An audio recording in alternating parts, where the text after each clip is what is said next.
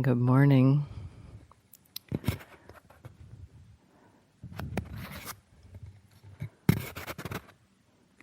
How's the volume? Is the volume okay? Okay.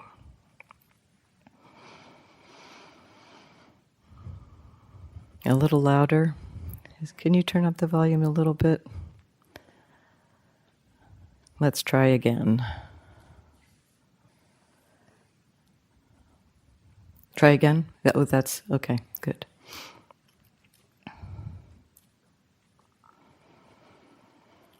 So we're going to begin this morning with our device renunciation ceremony. So for those of you who have brought your devices, we will actually be offering them to these baskets here. And for those of you who are continuing yogis, continuing retreatants from the February month long, if you would like to, and I encourage you to, reaffirm your commitment by just participating in the process and ceremonially in ceremony, offering your device in absentia again. Just because this ceremony really is not only for us as individuals, but to kind of witness and care for, connect with the whole community around the renunciation of these devices. And so I encourage you, if you have already renounced your device, it's already in the manager's office, in the retreat coordinator's office, to participate by standing in the line, bowing to the basket, and ritually offering your device again, your ghost device. So the way we'll do this is to create two lines, and rather than lining up in the center, we often come down the center. For social distancing purposes, we'll create the lines around the edges and come in to present your devices, two baskets in the front, one on each side, and then you can go down the center aisle to find your way back to your space. With each, I'll try to track it. With each offering, I'll ring the bell. So, oh yes, please do make sure you turn your devices off when you put them in. We have had cases of cell phones ringing in the safe. So, why don't you find your way to lining up, and we'll begin. And we can just begin. As soon as people are ready, we can start.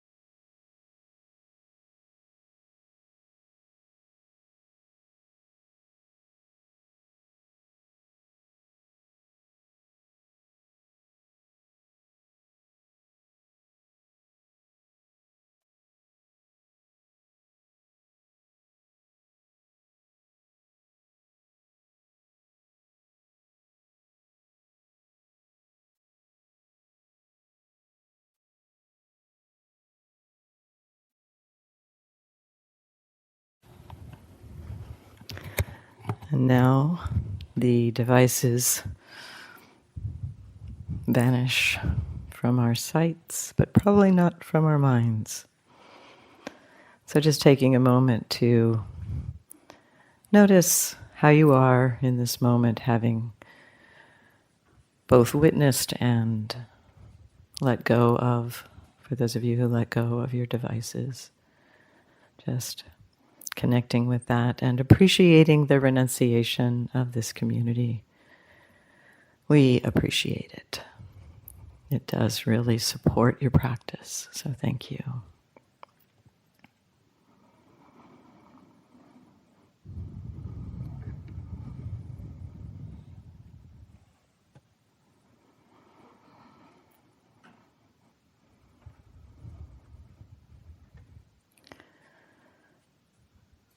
Each day at this time we'll be offering instructions, as Winnie said, progressive instructions on the practice of vipassana, of insight meditation. The practice of satipatthana, the establishment of mindfulness.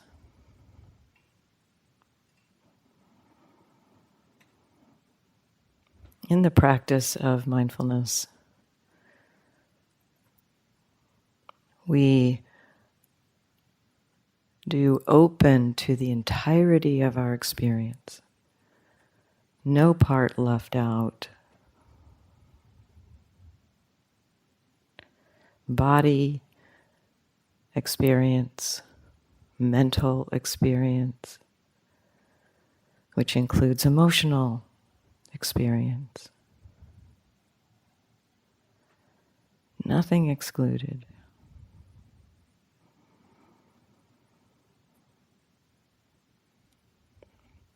We explore the possibility of curiosity about what is happening in this human organism. What is the human experience that's happening in this moment? We explore a relaxed attention, a kind, friendly attention. And sometimes this has a quality of a kind of a feeling of intimacy with our experience. All words that we've used in the last couple of days. And so while we are moving in the direction of opening towards the entirety of our experience with this intimacy, at the start of a retreat, or at times during our process, it can be useful to stabilize the attention by allowing the attention to connect with an aspect of experience, an anchor for the experience. This can allow the mind to settle, to simplify, and to practice to gain some of the capacity to meet experience with curiosity, with relaxation, with friendliness, with kindness, with intimacy. Yesterday, Winnie described 3 possible areas of experience that we found to be useful range of possible anchors for the experience. Bodily, full bodily experience, opening to just bodily sensation as one. Opening to the breath as another. Opening to hearing as a third. Today we'll continue an exploration of working with the anchor of experience as the preference point, the place where we gravitate towards. But of course, as attention will be pulled to other areas, and we acknowledge that. And at the beginning, we can acknowledge that and, if possible, remind ourselves of our preference. And if we can, with a friendly, relaxed attention, return to the anchor.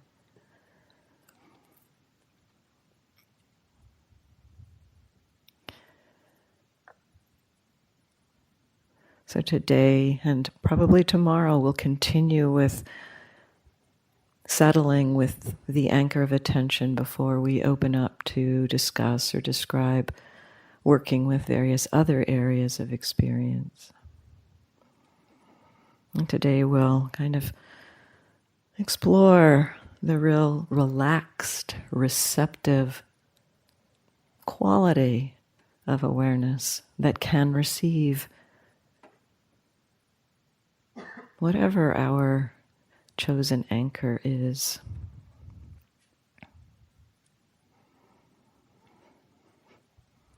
For myself, I've found relaxation to be a tremendous support for mindfulness practice. Kind of the way our system works, the nature of our system is that when the body relaxes, it supports the conditions for our mind to settle a little bit. And so relaxing the body supports and allows the mind to relax a little bit. And relaxing the mind, as the mind relaxes very naturally, this capacity to know what's happening in the present moment while it's happening, being aware in the present moment of our human experience.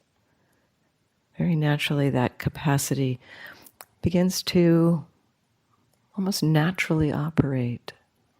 When the body is relaxed, when the mind is relaxed, when the mind is not pulled out to worries, concerns, thoughts, agendas, what our system does is attend to what's happening in the present moment. So relaxation supports a very natural movement towards a relaxed, receptive awareness. And so it can be helpful, and we'll offer this morning a little bit of, at the beginning of the meditation, a guided practice of relaxation. And just explore it, see if it's supportive for you. And then we'll open to the relaxation of mind and just receiving whatever your anchor is. And so we'll begin by just finding that posture that feels both relaxed and alert.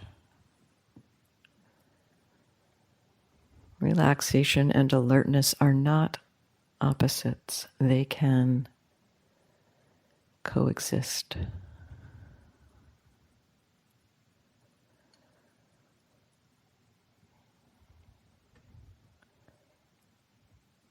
So allowing the structure of the skeleton to hold the body and for the earth to hold the body. The earth and the skeleton, these earthy components of the body, can support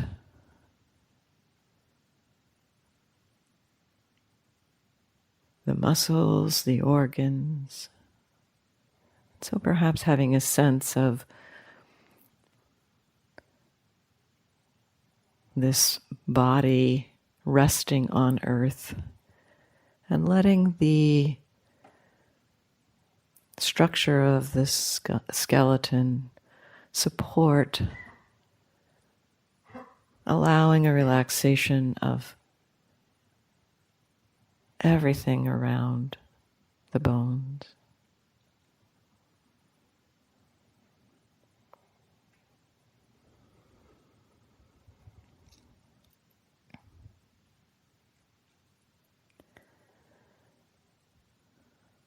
Perhaps we can just briefly, for a few moments, scan through the body and check in. Is there a little bit of tension that can be released in various parts of the body? Maybe the head, the face can soften and relax. The jaw, the mouth.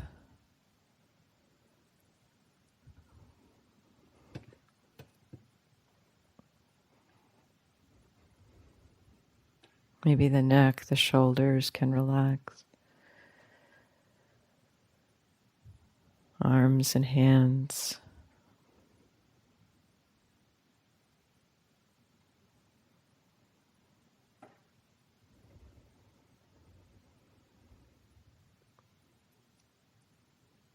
Perhaps the chest and upper back can relax. All those muscles around the rib cage. Sometimes I find as I explore relaxation in that area, very naturally a deeper breath will happen, supporting a kind of a stretching of those muscles and allowing a softening on the out-breath.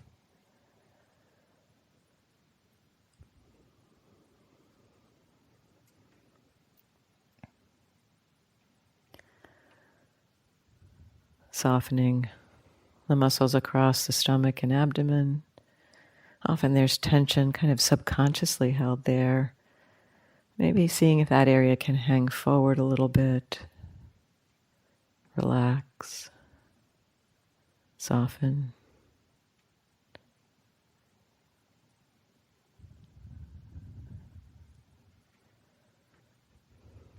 Maybe the middle and lower back can soften, the hips.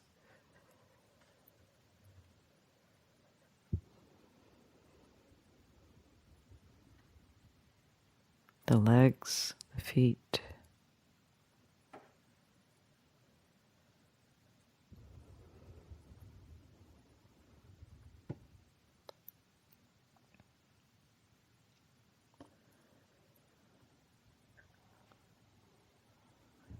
And then sometimes there's a possibility of a relaxation more deeply inside the body. Not always, but as I name each of these areas, you might just kind of touch gently with awareness that area and see if kind of an invitation to soften. Maybe the inside of the throat can relax.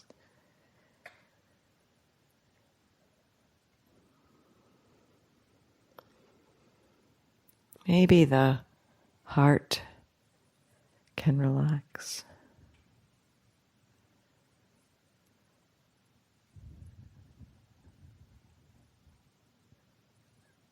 Maybe the stomach and the intestines can relax.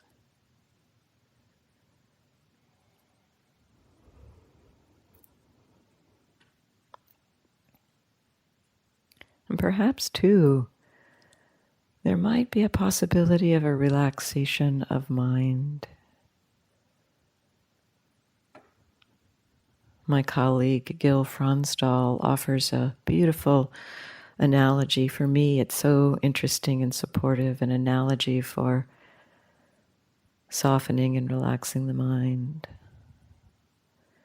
As if the brain were a muscle. Maybe the brain can relax.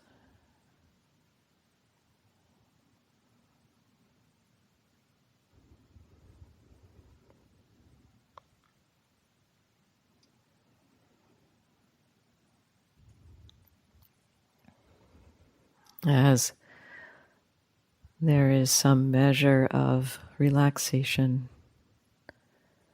And we have been practicing mindfulness in this process, turning our attention to the body, exploring the possibility of relaxation. As the body and mind relax a little bit, there can be a very natural, easeful, receptive awareness that can attune to whatever your anchor is. Not so much going out and looking for it, but maybe an invitation if you're exploring the breath.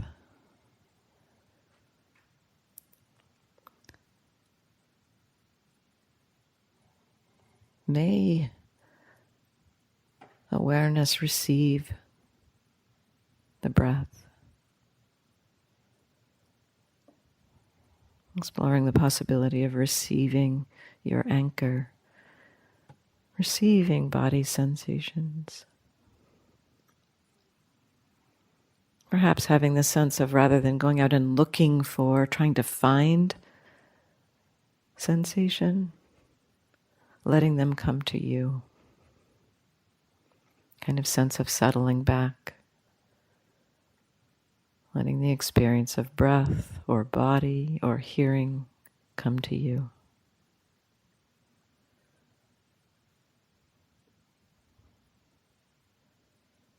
When we relax, awareness naturally receives just a subtle bit of attunement to the field of your anchor.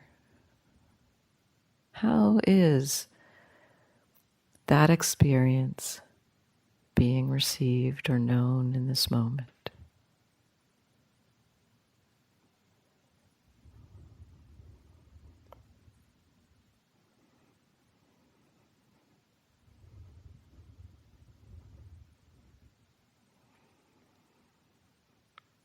Some other language that might support a receptive quality.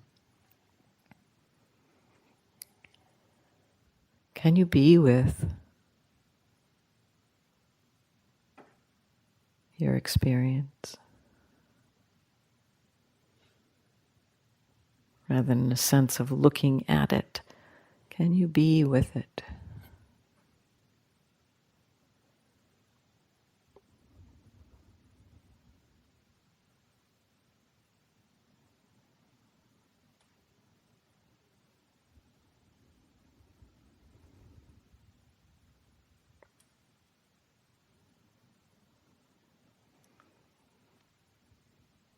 And so with this relaxed attunement, an invitation to relaxed receiving,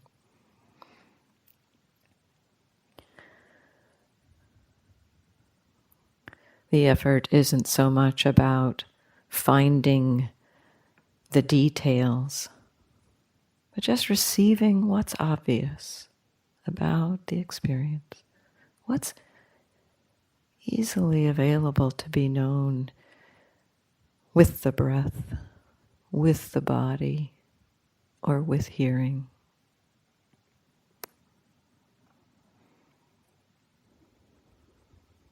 With a light touch of effort, the lightest of touches.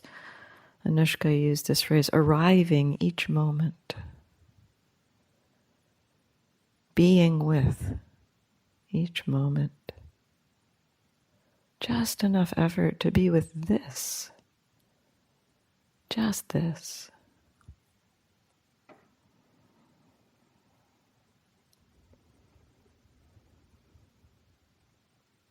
And then arrive again. Be with again. It doesn't take much energy to be with this moment. That's all the energy you need. And then a little bit in the next moment. And the next moment.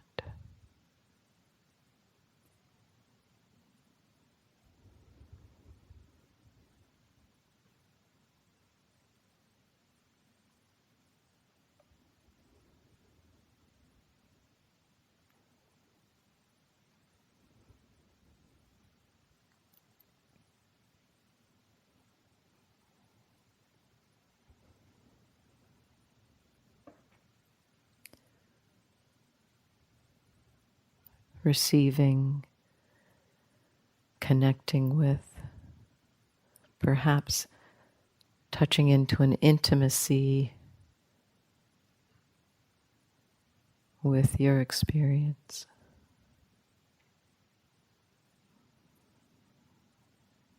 Let the experience show itself.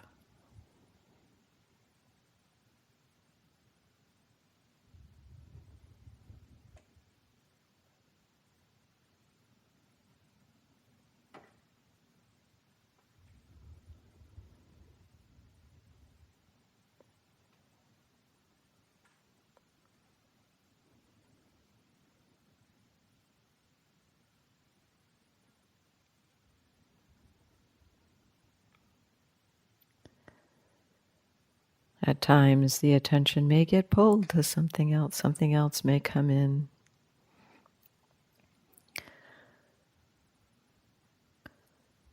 Sometimes we can explore when there's something else happening and we're still aware, as perhaps noticing that is happening and there's still the body sensations are still hearing. Kind of an and practice. There's hearing and the breath, or another body sensation and the breath. Staying connected with your anchor.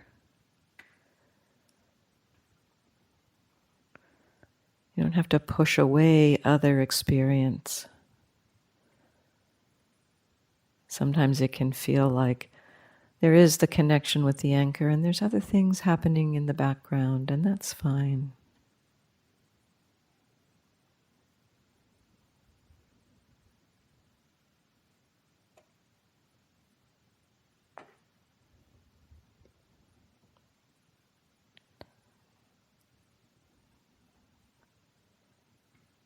The process of settling with our anchor can take some time. So patience.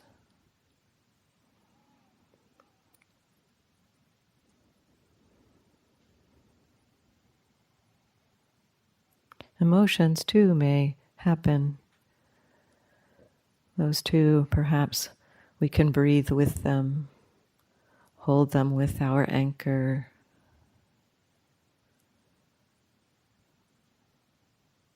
Still giving preference to the breath, the body, or sound.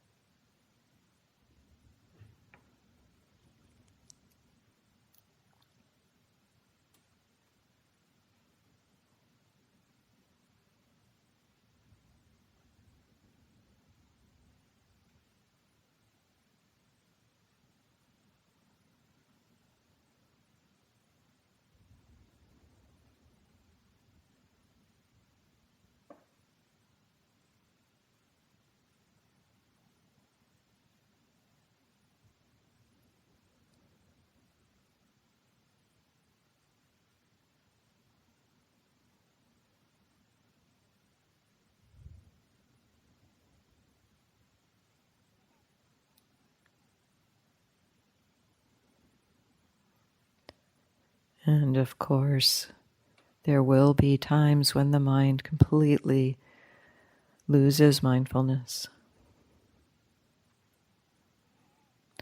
And there will be a moment when mindfulness returns.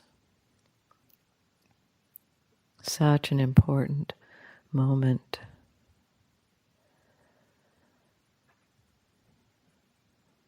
In that moment, if there has been thinking, it can be useful to really acknowledge that thinking has been happening. Maybe the type of thinking that's been happening. And then check in to see how has that process of wandering affected the body. Has tension crept back into the system? Often it does. If so, it's fine to take a few moments to reconnect with relaxation. You don't have to rush back to your anchor when mindfulness has returned. If there's tension, take a few moments to remember relaxed attention through perhaps relaxing the body, relaxing the mind,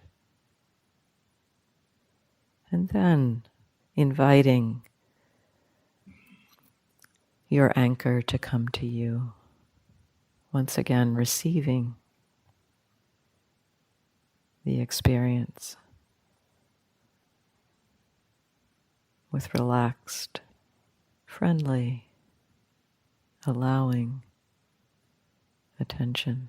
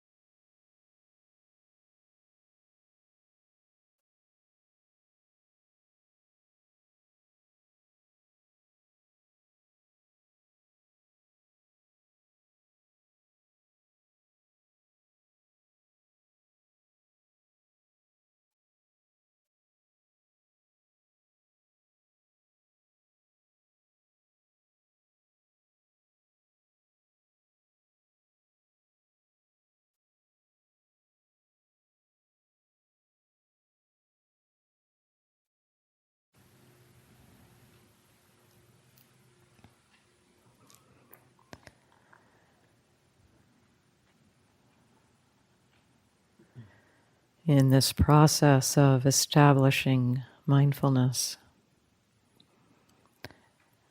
how mindfulness is established is such an important part.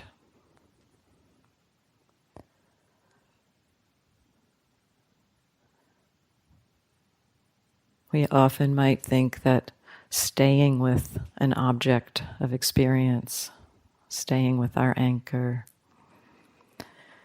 is what we're supposed to do. And there's a piece of that for sure. And yet, if we're trying to force or hold on to that object, forcing the mind, I gotta hold on, that can establish mindfulness, but it establishes a mindfulness that's kind of brittle and is kind of connected with or tied up with some hindrances. The greed to hold on, the aversion of other experience. And so exploring the possibility of, rather than trying to hold on to experience, and instead settle back and receive.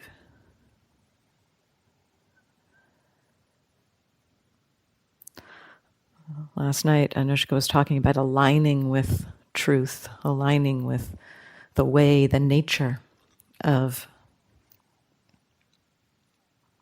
experience, the nature of the world. And one of the things about our human system, as I mentioned a little while ago, is that when the mind is not caught in worries or concerns or agendas, its nature is to receive experience. We don't have to do that. That's the nature of our human system. And so we might be able to align with that nature, relax, and receive. This does take some letting go of our habitual and very deeply conditioned tendencies to want to be in charge, to want to be in control. And so that's a part of our exploration. Noticing the kind of like, oh, I'm not holding on enough. Or for me, it was kind of like, well, this is way too easy. This can't possibly lead to anything worthwhile. But there's a kind of, both Greg and Anushka talked about borrowing faith, borrowing the faith of our teachers at times. And at one point I was practicing in Burma with Sayadaw U Tejaniya, and he was so emphasizing this relaxation. And I was like, well, it seems way too easy, but Sayadaw says it works, so let's see. I was borrowing his faith. Exploring that possibility. Relaxed receiving of experience. Just receiving what awareness, what mindfulness is naturally able to see in a moment. Rather than trying to look or see something more. Like, what's offered? What is being offered with this experience? Can that be received with a generous heart? A heart of receptivity, a heart of allowing. Receiving the experience that is offered rather than trying to create something else.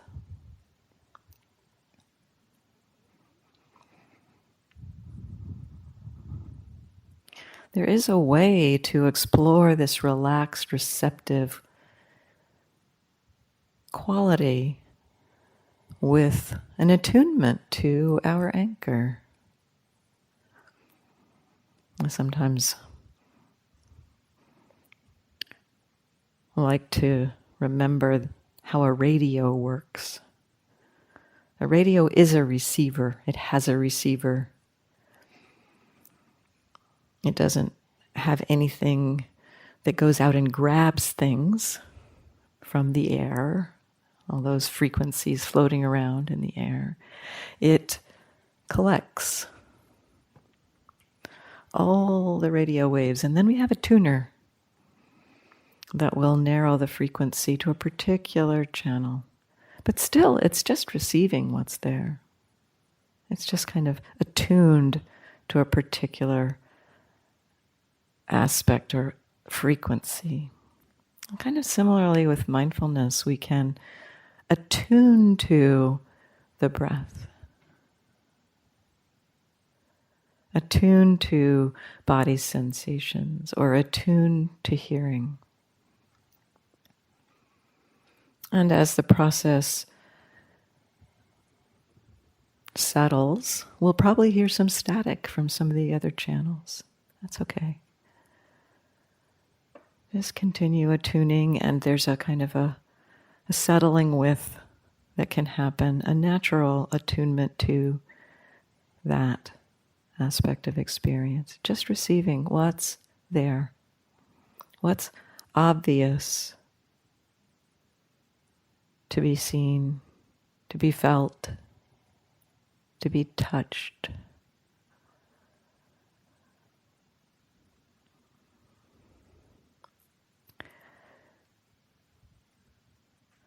As the mindfulness becomes established, as there's more continuity, that's another way of saying, establishing mindfulness is a way of saying that the mindfulness becomes more steady, more continuous.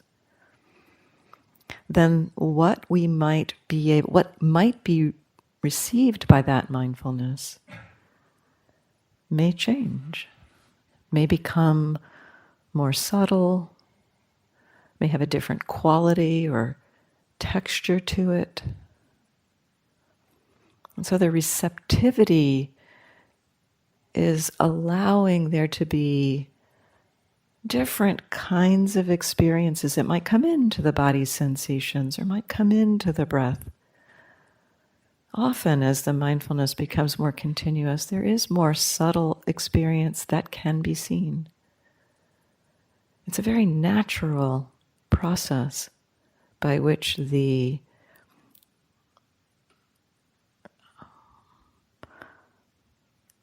experience becomes more fine, perhaps. We might see a little more detail or subtlety in the experience.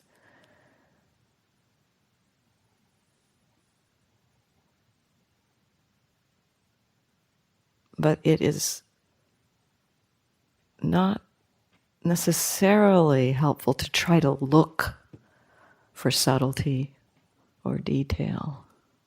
Partly because that effort to look, that agenda, that kind of searching, that's a pretty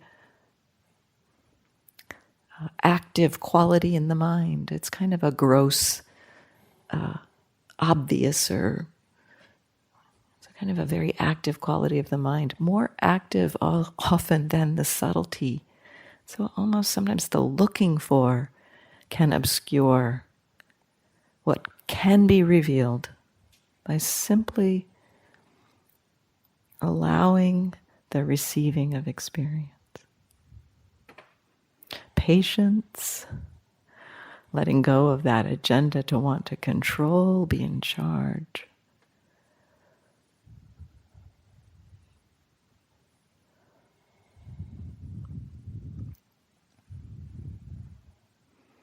And of course, noticing when that happens. It will happen. Because there's so much conditioned habit or tendency towards that. So, when that happens, okay, that too can be included. That's part of the static. Yep, that agenda and the breath, or end the hearing. Receiving what is offered.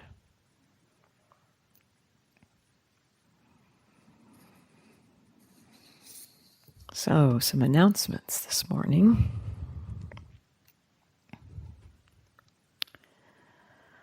We start practice discussions today. The list for people who are being seen today is posted on the bulletin board between the two large doors in the foyer going out to the large courtyard. Half of you will be seen today, half of you will be seen tomorrow. So if your name's not up there today, it should be tomorrow. If you don't see your name tomorrow, when we post it this afternoon, leave us a note as soon as possible. We think we've got you all.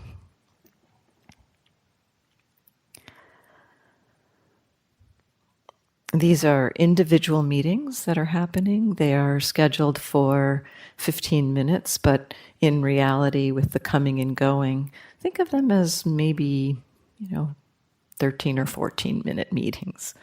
So they are brief meetings, but there can be a lot that happens in those meetings.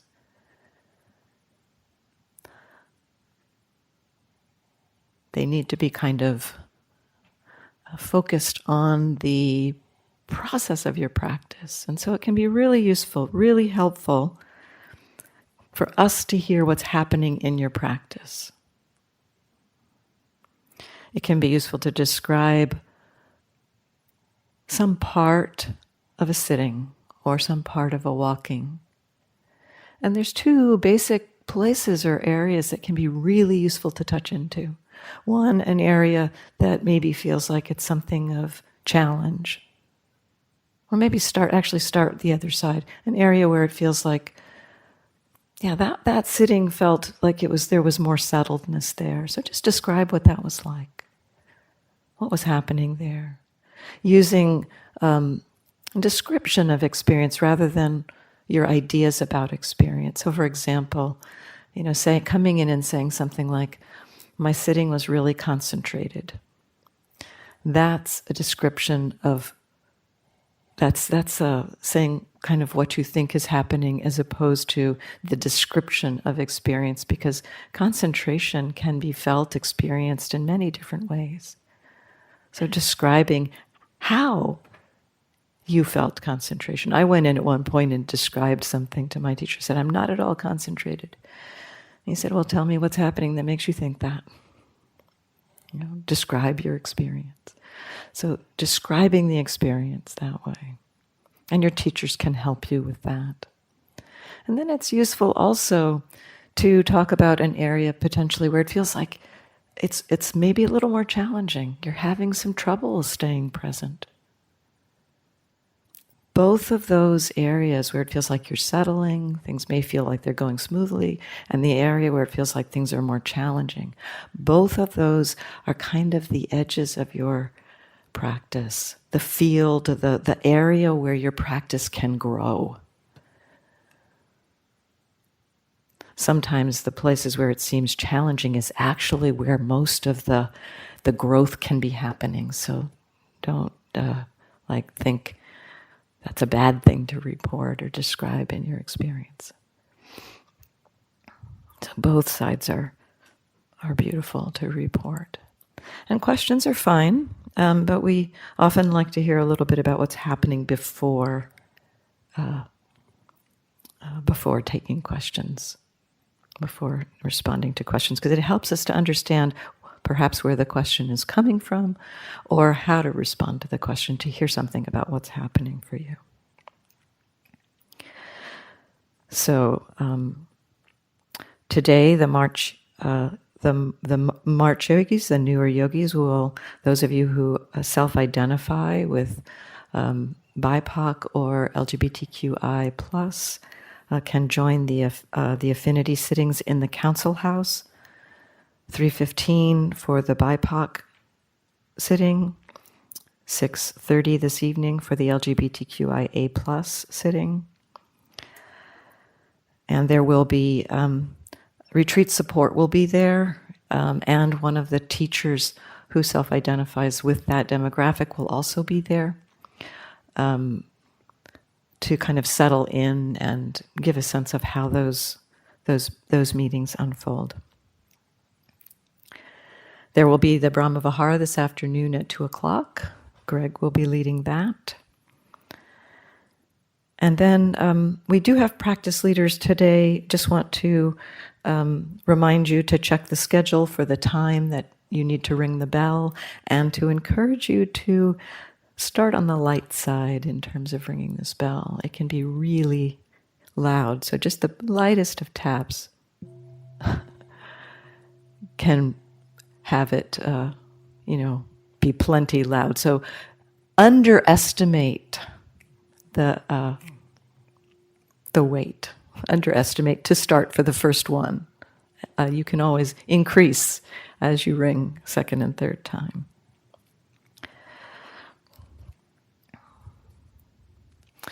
Then Bhante will be in room 1 this afternoon for his afternoon meetings, because the council house will be in use during his meetings. Bhante will usually be in the council house. So Bhante will be in room 1 this afternoon. That should be marked on the board. Anushka has shifted a few of her times, her people, because of bell ringing conflict. So check the time again.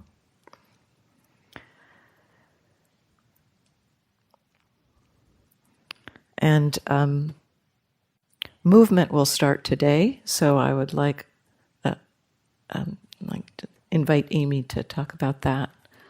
Oh, actually, Anushka, why don't you first say where your practice discussions are? I forgot. Okay. Okay.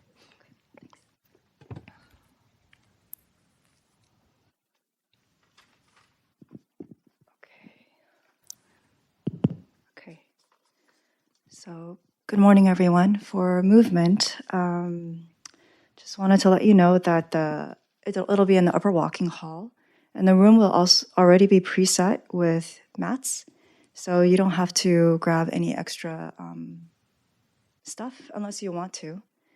So just go ahead, and when you come into the room, just grab a spot as you come in. And for because the room is not going to be enough to hold all 80 of us, so some people can come in the morning and some people can come in the evening. I think there should be enough space for about 30 to, I'll try to set up as many as I can while being socially distanced. The morning session will be a little more active with more standing movements, standing postures. And the afternoon session will be more, a little more gentle, more floor-based movements. For example, lying down on your back or lying down on your side with restorative poses. So you can choose if you want a more active practice or more gentle restorative practice. Or you could try one of each and see which one you like. And also in the mornings, I'll probably be offering mostly yoga today, and on other days I might offer some standing qigong. So yeah, hope to see you there. Thank you. And then I want, Anushka will describe where she's meeting people.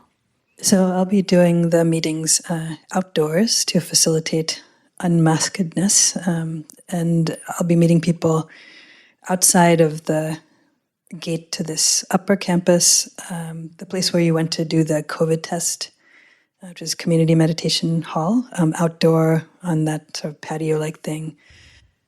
You will see my office, which is near the wall fountain side.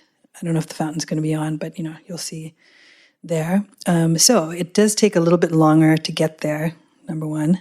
So please plan accordingly. You can gauge your current meditative walking speed and how long you want to gauge to get down there. Please do just in general come on time for all of the meetings, because we have people stacked up like that and want to give time to everyone. So if you are the next person, you can come and either sit on the kind of wall seat down there or do walking meditation, like maybe on the other side of the staircase from it, so you're not in the ear space, but in the vicinity there. So it could be colder. There is a bin with, warm things just outside near the bathrooms there if you need such. Also, I'll try and have a couple blankets if it's necessary, but yeah, plan accordingly wardrobe-wise. Do not take the time to go and get tea from the dining hall and bring it there. Likewise, I would say also for the other colleagues meeting, not tea time. You can have your tea before or after if necessary. I might have tea because I'm going to be sitting there for 2.5 hours talking to people, but you don't need to. And yeah, just in general, like we all have your interview sheets, so we know your name, we know where you're from, we know your age, we know your gender identity, we know those on the 2 months we've seen your practice background, so you don't need to go into the whole long either biography or story. If my colleagues do ask you for that, then you can do that, but otherwise just assume we are diligent teachers who have read that and can begin with the practice as Andrea suggested. So thank you. And I guess I'll say also, if it does rain, I'll announce here in the morning and we'll meet in one of these rooms instead. But you're welcome to take off the mask when we meet there.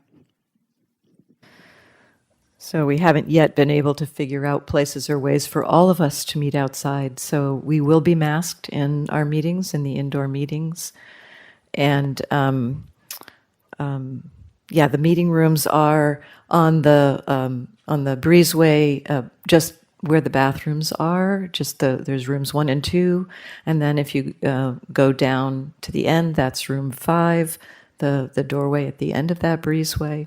So that's rooms 1, 2, and 5, and then Bhante will be in the council house. So the swap of time, because someone is a bell ringer, is now Sarah C. will come meet me at 10:30 down there, and then Juanita will come at 11:30. So thank you for that. And a question.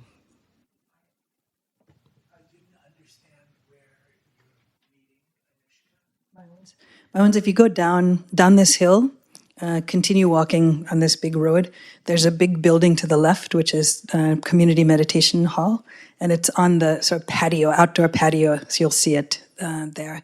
When you go up the steps to that building, before you enter the building on the right side, there's like a sort of wall fountain, lemon tree, stuff like that. But I should be obviously there. Yeah, thank you. So I would encourage you to, while we are leaving, let yourself just feel the energy of all of that information. Receive it and see what it's like. See some of you today in the meetings.